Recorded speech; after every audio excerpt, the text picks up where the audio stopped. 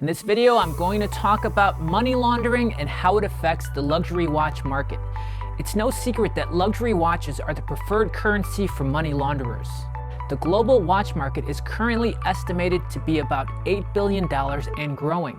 It begs the question, how much of a factor is money laundering in the continued rising prices of luxury watches? Later on, I'll explain the U.S. reporting requirements and anti-money laundering requirements for U.S.-based businesses. Hi, I'm Noel Lorenzana, and I'm an accountant. If you want to see more videos like this one, please be sure to subscribe to my channel. Money laundering, now that's a sexy topic. What is it exactly? Money laundering, simply put, is the process by which the proceeds of criminal activity is concealed or disguised to make the proceeds appear legitimate. In other words, the process of making dirty money clean again. According to retired watch dealer Paul Thorpe from the UK, it's estimated that up to a third of Swiss watch luxury sales comes from what the IRS describes as dirty money. If you think about it, with luxury watches that can cost anywhere from $10,000 to over $1 million, it's a money launderer's ideal medium to park ill-gotten money. The luxury watches can be traded as if it were a currency, and around the world it can be sold for whatever is the fair market price. With all this money going towards luxury watches, it makes you wonder how much of an effect it has on luxury watch prices. I don't know, but I imagine it's considerable. For watch collectors and investors, what do you think? Let me know in the comments. Money laundering schemes. They can be very simple or extremely complex. Traditionally, laundering money through cash businesses was the preferred method of money launderers. The famous Chicago gangster Al Capone evaded investigators for years by funneling the money his criminal empire generated through his businesses of laundromats. This is actually where the term money laundering originated. Naturally, money laundering has evolved. There is the casino scheme, which works by funneling money through the casino gaming system. The cash business scheme is one of the most classic examples for laundering large amounts of physical cash, which is basically moving dirty money through legitimate businesses like restaurants. Another popular method is using international business transactions by undervaluing or overvaluing commercial invoices, which effectively can move money from one country to another. This one is difficult to detect because of the high volume of commercial transactions. Another one is payments for professional services. An overseas or foreign party could make a large payment for professional services that never actually occurred. The professional keeps a percentage, then transfers the remainder to a third party. More recently, cryptocurrencies like Bitcoin are also used to store dirty money. These are just a few examples. There are many, many more. According to a Reuters article, the FBI believes firms or companies in the nearly $10 trillion private investment industry are being used as vehicles for laundering money at a large scale. This includes private hedge funds and privately owned companies. Think about it.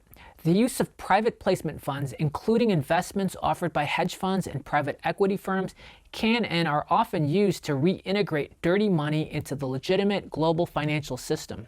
Currently, the industry lacks adequate anti-money laundering programs, and there are calls for greater scrutiny by regulators, which have yet to issue rules for the industry.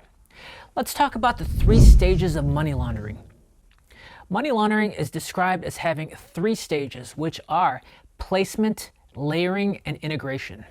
Placement is the physical or electronic disposal of cash or proceeds into the financial system.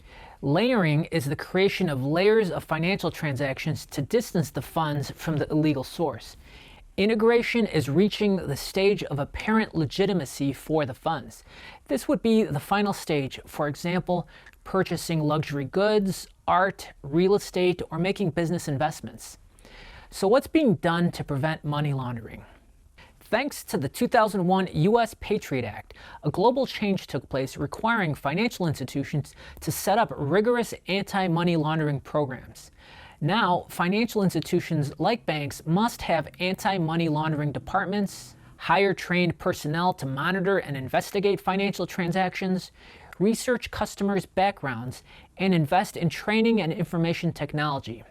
In the United States and most other countries, Governments have criminalized money laundering, making the proceeds or goods subject to forfeiture.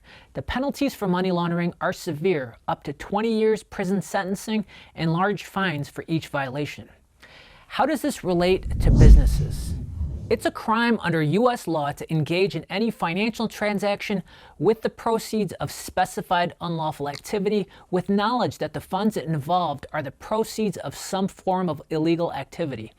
A person can be liable for money laundering without even knowing which specific crime generated the proceeds. Knowledge of the activity can be considered as knowing the funds were from an illegal source and simply looking the other way. Also, failing to make proper inquiries in the face of red flags or suspicious activity. How can a business protect itself and its employees against money laundering liability and asset forfeiture if it becomes inadvertently involved in money laundering? The best defense is having a proactive approach by establishing an AML or anti-money laundering and ethics program. Maintaining a program is not a guarantee, but it goes a long way in protecting a business and its employees against criminal liability. For luxury watch dealers, it's important to know your customer. If someone sketchy looking comes in off the street to buy a $20,000 watch, paying in cash, you may need to ask some probing questions like what they do for a living, and it's probably a good idea to verify their identity. Federal law requires that businesses report cash payments of more than $10,000 to the federal government by filing an IRS Form 8300 report of cash payments over $10,000 received in a trade or business. The rules for filing can get complicated, so definitely consult with a professional if this applies to you or your business. As an individual, if you're selling a watch personally and you receive cash exceeding $10,000, you wouldn't have a filing requirement because presumably you are not in the trade or business of selling luxury watches. At the end of the day, money laundering efforts are like anti-drug trafficking measures. There's only so much money around to hire investigators and pursue cases. You can slow down money laundering, but you'll never be able to completely stop it. I hope you found this video enlightening. If you did, please consider hitting the like button and subscribing to my channel. If you have a question, leave a comment below. My name's Noel. I help people who don't have their own personal accountant by answering not so common money, business, and tax questions.